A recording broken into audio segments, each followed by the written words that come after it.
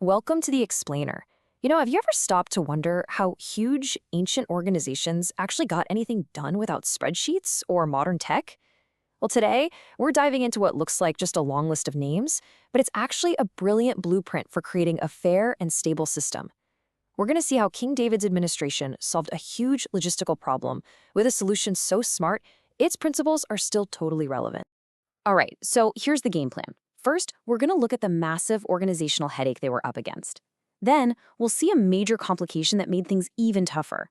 After that, we'll unpack their really ingenious solution, check out the final 24 shift roster it created, and then we'll tie it all together and see why this ancient system is still such a big deal. So let's set the scene. Imagine you're in charge of the most important institution in the entire nation, the Central Temple. The sacred duties there, they have to happen 24/7, no exceptions, no mistakes. To pull that off, you don't just need people, you need a system, a really good one. And that right there was the fundamental challenge. This wasn't just about making a weekly schedule for a local shop. The work was sacred. The operation was literally nonstop. And fairness? Well, fairness was everything. So how do you make sure everyone gets their turn without causing drama or, even worse, messing up essential rituals? So these were the guys tasked with cracking this massive puzzle. You've got King David as the executive in charge, and then Zadok and Ahimelech. And they weren't just any officials. They were the heads of the two main family lines of the entire priesthood, both tracing their roots all the way back to Aaron. And what's really interesting is that they weren't just trying to throw together a simple work schedule. They were creating what the text calls an appointed order of ministering. So think of it less like a duty roster and more like a highly structured, regulated system of rotational shifts. It was all about bringing order and absolute reliability to the temple.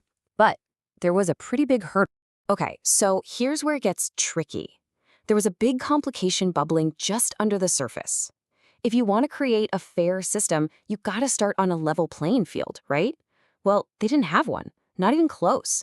The two main priestly families were completely different sizes. So the entire priesthood came from Aaron's two surviving sons, Eleazar and Ithamar. As you can see, they were the two main branches of the family tree. But over the centuries, those two branches grew at wildly different rates. And wow, this chart just lays it out in black and white. When they actually counted up the family leaders, Eleazar's line had 16 chiefs. Ithamar's? Only 8. A perfect 2-to-1 imbalance. This wasn't just a small difference. It was a major, major problem. So this gets us to the real heart of the issue. How on earth do you create a fair rotation when one group is literally twice as big as the other? If you're not careful, the larger group is just going to dominate everything, and that could lead to bitterness, resentment, and people crying favoritism. They needed a solution that wasn't just fair, but that everyone could see was fair. So how did they solve it? Well, their solution was just beautiful in its simplicity, and it was incredibly effective. To take any hint of human bias out of the picture, they turned to a lottery. Think of it like drawing names out of a hat or a draft lottery to make a huge decision. It just removes human preference from the equation entirely. And they didn't just wing it. They had a really meticulous process.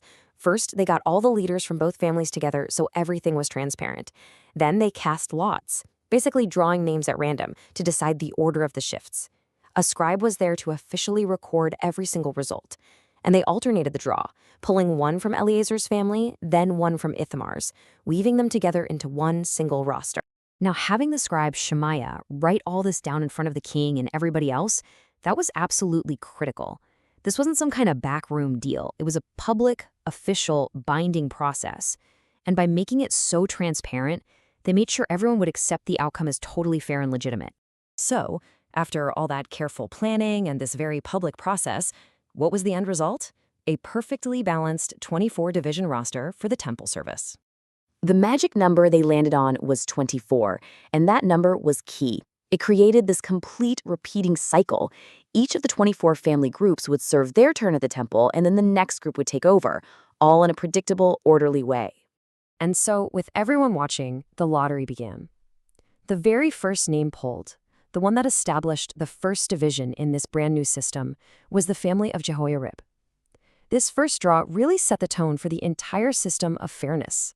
So the drawing continued. The 8th lot, it fell to the family of Abijah. And this is where history gets really, really cool. This is the exact same priestly division that John the Baptist's father, Zechariah, would serve in centuries later. It's a direct link from this ancient roster to the New Testament, and it just goes to show how incredibly long-lasting this system really was. And finally, the process wrapped up when the 24th and final lot was drawn, falling to the family of Maziah. And with that, the schedule was set. The problem was solved. The system was officially in place. So you can see this was way more than just an administrative chore. What was the real, lasting impact of this whole thing? Why should we care about this ancient schedule? Well, for starters, the idea was so successful, they didn't just stop with the priests. They took the exact same impartial lottery system and applied it to all the other temple staff. You know, the musicians, the gatekeepers, the treasurers, all from the wider tribe of Levi. And it's helpful to get this distinction straight. Think of Levite as the big umbrella term for the whole tribe that handled temple service. The priests were a specific kind of elite family line inside that tribe, descended directly from Aaron, who were in charge of the most sacred rituals. And this table just perfectly sums up the beautiful philosophy behind the entire system. When they used the lottery for the rest of the Levites, the text says, and I love this, that the oldest brother was treated the same as the youngest. In other words, your age, your status, your family's reputation, none of it mattered. In the eyes of the lottery, everybody was equal. And finally, this quote gives us the ultimate authority behind the whole system. This wasn't just presented as some clever management trick from King David. No, it was framed as fulfilling the original commands for order that came down from their ancestor Aaron under divine instruction. So it had both royal and religious backing. So it starts out as this really old, kind of dry list of names, turns out to be a timeless lesson in fair governance. It's a powerful case study in how you build unity by creating systems that are transparent, impartial, and treat everyone the same, no matter who they are. Which really leaves us with a final thought. What can this ancient model teach us about building more fair and trusted systems in our own complex world today?